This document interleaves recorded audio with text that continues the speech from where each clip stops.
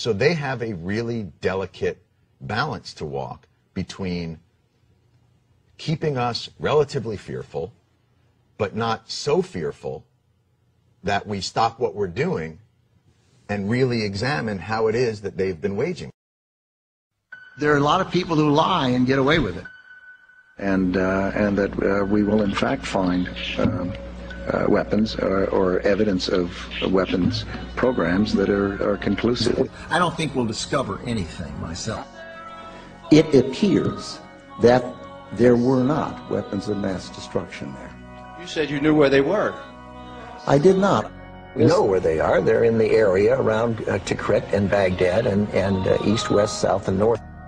Well, first of all, I haven't lied. There are a lot of people who lie and get away with it. Talking about lies and your allegation that there was bulletproof evidence of ties between Al-QAEDA and Iraq. Was that a lie? Intelligence gathered by this and other governments leaves no doubt that the Iraqi regime continues to possess and conceal some of the most lethal weapons ever devised. Our people are going to find out the truth, and the truth will say that this intelligence is good intelligence, no doubt in my mind. I don't know anybody that I can think of who has contended that the Iraqis had nuclear weapons. And we believe he has, in fact, reconstituted nuclear weapons. Saddam Hussein is determined to get his hands on a nuclear bomb. We cannot wait for the final proof. He's got him. He's got him. The smoking gun. He's got him. That could come in the form of a mushroom cloud. Colin Powell didn't lie. My colleagues, every statement I make today is backed up by sources, solid sources. These are not assertions. What we're giving you are facts and conclusions based on solid intelligence. He has not developed any significant capability with respect to weapons of mass destruction. He is unable to project conventional power against his neighbors. Our people are going to find out the truth. I have not suggested there's a connection between Iraq and 9/11. You have said in the past that it was, quote, pretty well confirmed. No, I never said that. Okay. I never think said that is... That's absolutely not. What I said was, it's been pretty well confirmed that he did go to Prague and he did meet with a senior official of the Iraqi intelligence service. Saddam Hussein aids and protects terrorists, including members of Al-QAEDA.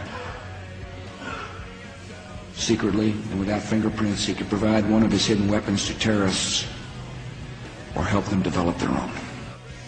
What did Iraq have to do with what? The attack on the World Trade Center. Nothing. He said there were three main reasons for going to war in Iraq.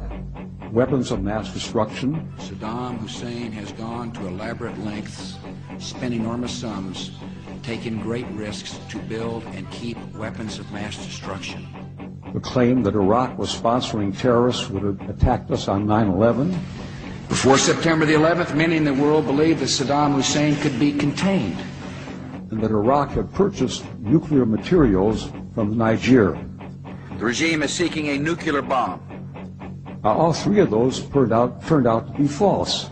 First, just if I might correct a misperception, I don't think we ever said, at least I know I didn't say, that there was a direct connection between September the 11th and Saddam Hussein. Who does the president think he's effing kidding? Of course, it was information that was mistaken.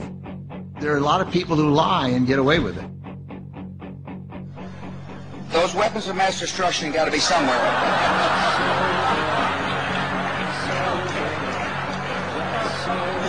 Nope, no weapons over there.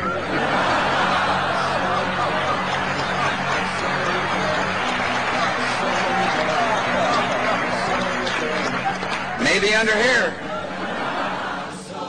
When you have a precedent set like that, and you have somebody, George Tenet, acknowledging in his book that he knew that the administration was deceiving the American people into a situation that is murdering young men and women from this country and others, that George Tenet and Dick Cheney and Condoleezza Rice and George Bush et al. should be in fucking jail.